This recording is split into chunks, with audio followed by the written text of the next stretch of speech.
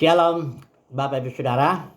Renungan kita pagi hari ini berbicara soal Ishak dan Ismail.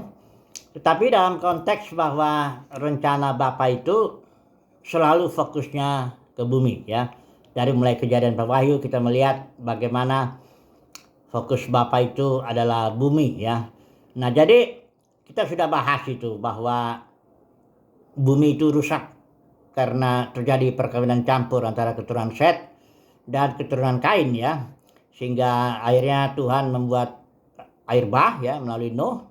Perjanjian Tuhan bikin juga, dan Nuh dengan keluarganya 8 orang itu memulailah bumi ini ya. Maksud Bapa itu adalah menegakkan kerajaannya di muka bumi ini ya, agar kerajaan itu, kerajaan anaknya tentu, kerajaan Mesias, menaklukkan segala sesuatu di muka bumi dan membawa seluruh tawanannya ya, karena setan-setan roh jahat yang kita akan lawan, dan itu serahkan semuanya sehingga nanti setiap lutut bertelut tidak mengakui salah Tuhan, dan Bapa bisa menjadi semua dalam semua. Bumi bergerak menuju bumi yang baru dan tentu juga langit yang baru. Ini adalah rencana Bapa yang fokusnya ke bumi. Tadi bumi sudah rusak gara-gara perkawinan campur itu keturunan Set dan keturunan Kain. Dipulihkan Tuhan melalui perjanjian dengan Nuh, air bah. Kemudian Nuh juga keturunannya itu ada si Ham itu ya, punya anak Kusi punya anak Nimrod juga merusak bumi dengan cara dia bangun kerajaan demi ya mencari nama ya, untuk jangan berserak katanya, padahal rencana Tuhan supaya manusia memenuhi seluruh bumi. Tapi Nimrod ini tegar menentang rencana Bapa itu, dan itu melibatkan keturunan Sem dan Sem dengan Jafet. Jadi bukan hanya dari keturunan Ham aja, itu bumi menjadi rusak begitu. Akhirnya Tuhan pulihkan dengan cara dihancurkan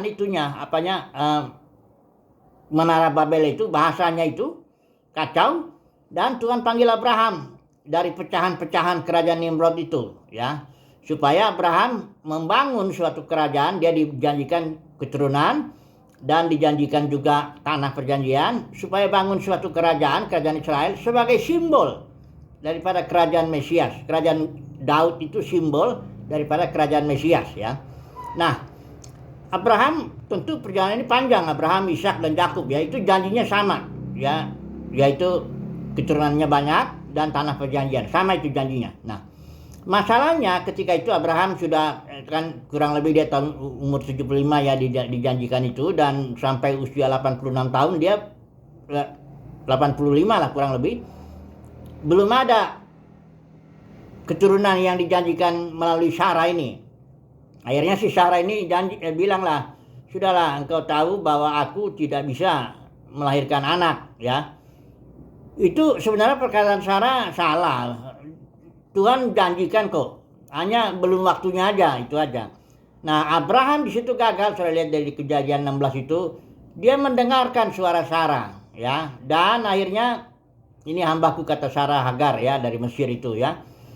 Itu di zaman itu biasa, saudaraku ya. Di zaman itu biasa kalau seorang nyonya ndak punya anak, dia kasih hambanya kepada suaminya. Jadi saya jangan membayangkan di zaman sekarang kalau seorang itu nggak punya anak kasih ART gitu, yang itu memang aneh ya. Abraham kita akan menolak. Tapi kalau Abraham di zaman itu biasa, itu Yakub juga begitu. Rahel waktu itu nggak punya anak, ya udah sodorkan hambanya ya.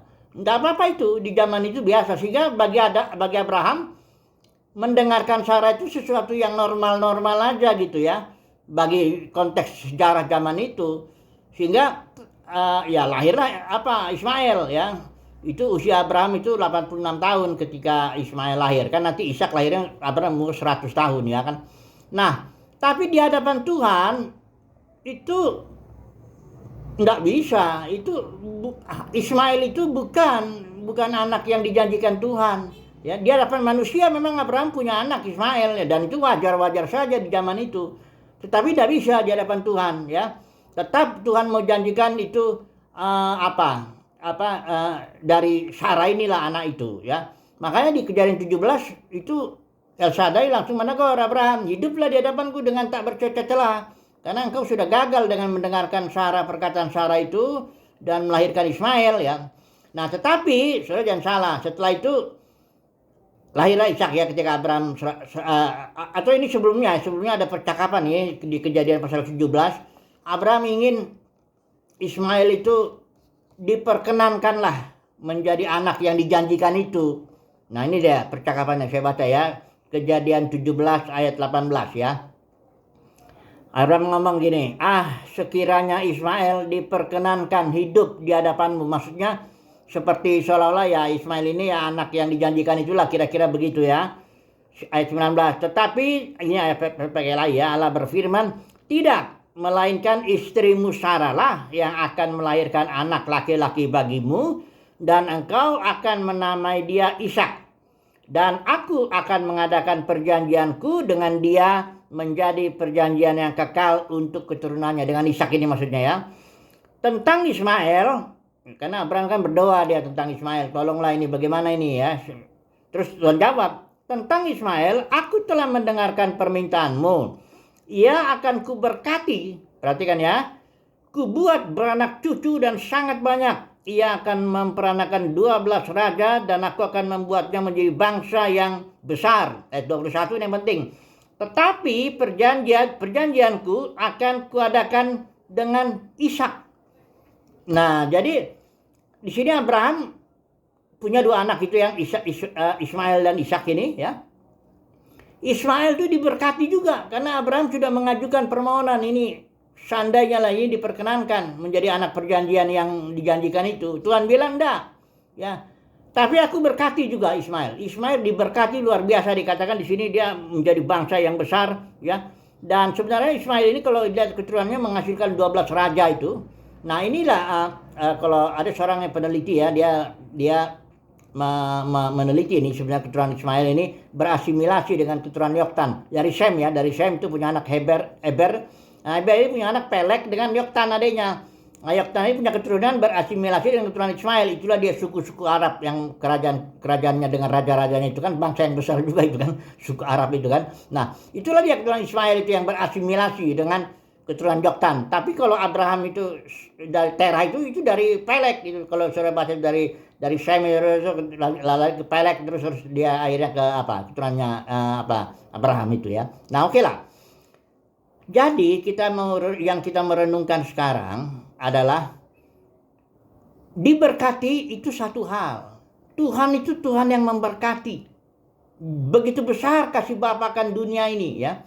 Sehingga dia menyerahkan anaknya yang tunggal. Itu kalau udah begitu masih mengutuk dunia enggak? Enggak lagi lah ya.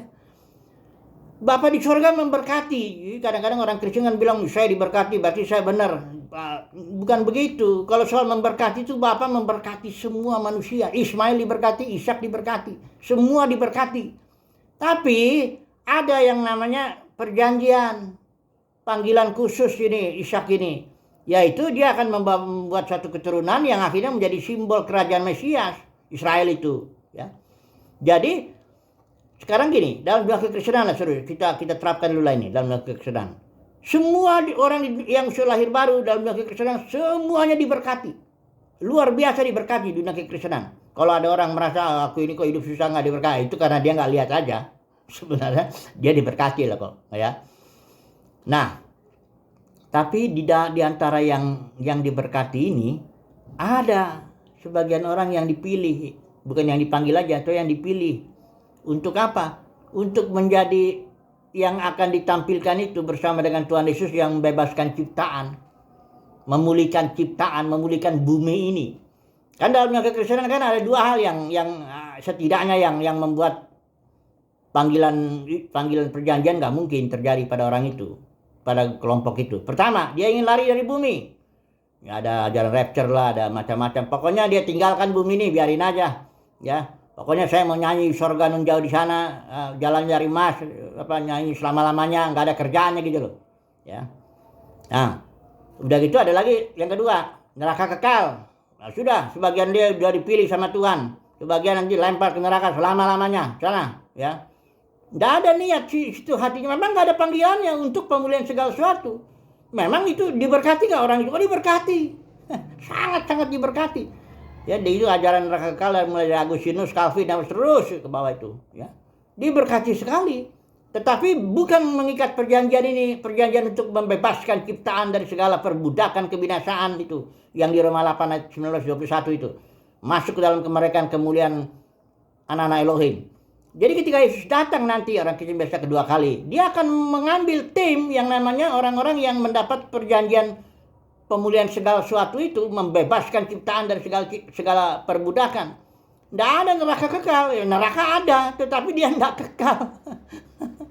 Kita akan bebaskan itu semua, kita akan hancurkan semua, baik bumi, bawah bumi, langit juga, sehingga bumi ini bergerak menuju bumi yang baru, langit yang baru. Tidak ada lagi maut, upah dosa itu maut, bukan neraka kekal lah, itu dasar udah. Tapi tidak apa-apa, karena memang beda. Ada yang saya bilang panggilan Ismail, panggilan diberkati. Ismail ini anak Abraham juga loh ya, jangan salah ya. Jadi panggilan Ismail itu dalam Kristen itu banyak yang diberkati saja, tapi nggak ada yang khusus di situ. Tapi ada yang panggilan Ishak, yaitu yang membawa keturunannya yang akan menjadi simbol kerajaan Mesias yang akan membebaskan seluruh ciptaan. Itu bedanya. Jadi kadang-kadang ya kita nggak usah ngomel-ngomel juga. Kenapa kamu bilang neraka kekal? Jadi kenapa kamu mau lari dari bumi? Nggak usah lah, karena memang beda panggilannya. Ada kalau Alkitab bilang di kitab ini high calling in God, panggilan tertinggi itu, ada itu ya, bukan panggilan biasa aja gitu, bukan. Ya. Jadi kalau para pemenang itu yang dipanggil, dipilih ya, dan baru dia setia. Oke lah. Ya kesimpulannya apa? Semuanya kasih karunia. Semoga saudara dan saya termasuk yang mendapatkan kasih karunia untuk bukan saja dipanggil. Kayak semacam Ismail diberkati, bukan begitu aja. Bukan dipanggil dan diberkati, bukan. Tapi dipanggil, diberkati, tapi dipilih juga. Bahkan diremukkan, didisiplin lebih lagi nih. Tapi setia. Nanti akan ditampilkan di akhir zaman nih, ketika Tuhan sudah datang. Ya, untuk kita bersatu tim ya dengan kerajaan Yesus itu Mesias. Sebagai imam raja-raja aturan Melkisedek, membebaskan ciptaan dari perbudakan kebinasaan dan akhir masuk dalam kemerdekaan kemuliaan putra-putra Elohim itu ya. Bapa menjadi semua dalam semua, langit dan bumi bareng sebagainya begitu ya. Semoga saudara mendapat panggilan Ishak lah, saya bilang begitu ya, bukan panggilan Ismail yang hanya diberkati saja ya. Puji Tuhan, haleluya, amin.